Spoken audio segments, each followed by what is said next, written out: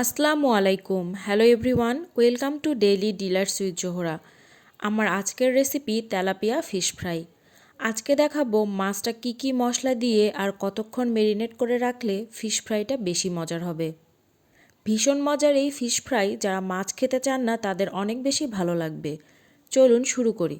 এখানে দুটি আস্ত মিডিয়াম সাইজের তেলাপিয়া মাছ নিয়েছি। মাছটা কেটে ভালোভাবে ধুয়ে ক্লিন করে নিয়েছি।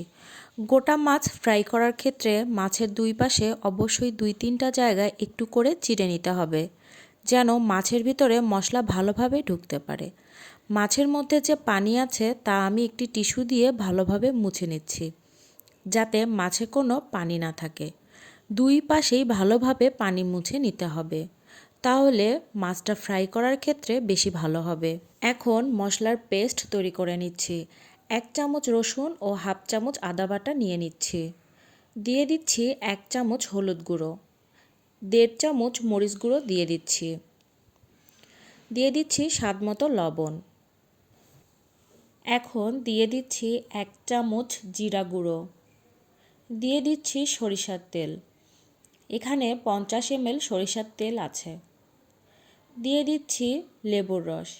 এখানে আমি 1 ফালি লেবুর রস দিয়েছি। 1 চামচ পরিমাণ লেবুর রস আছে এখানে। এখন সবগুলো মশলা ভালোভাবে মিশিয়ে নিচ্ছি। একটু সময় নিয়ে মশলার মিশ্রণটা তৈরি করে নিচ্ছি।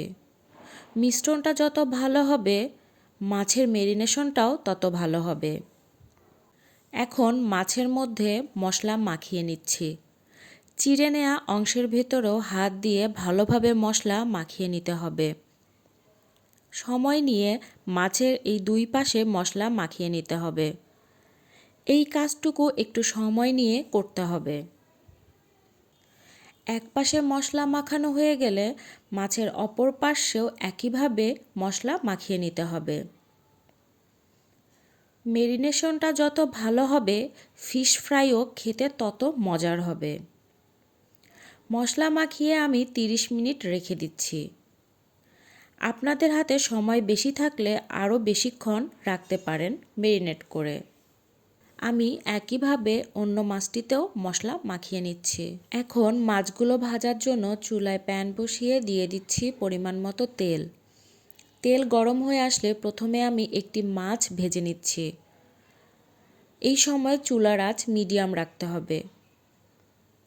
খুব বেশি হিটে মাছগুলো ভাজা যাবে না, তাহলে বাহিরটায় কালার আসবে আর ভেতরটা কাঁচাই থেকে যাবে। এই পর্যায়ে আমি মাছের উপরে কিছুটা গরম তেল ছড়িয়ে দিচ্ছি, তাহলে মাছটা ফ্রাই হবার পরে ফ্লেভারটা খুব ভালো আসবে। মাছের এক পাশটা ভাজা হয়ে গেলে আমি অপর পাশে উল্টে দিব। মিডিয়াম আঁচে আমি একটি পাশ 10 থেকে 15 মিনিট সময় নিয়ে ভেজে নিয়েছি। দেখুন এক পাশটা ভাজা হয়ে গিয়েছে।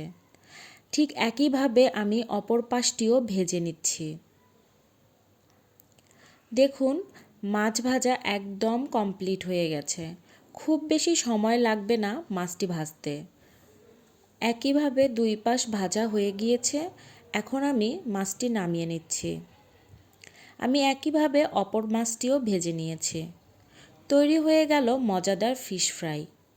এভাবে বানিয়ে ভাত, পোলাও বা খিচুড়ির সাথে পরিবেশন করতে পারেন। আমার আজকের রেসিপিটি কেমন লাগলো অবশ্যই কমেন্ট করে জানাবেন। নতুন নতুন রেসিপি পেতে পাশে থাকুন। আজকের মতো বিদায় নিচ্ছি।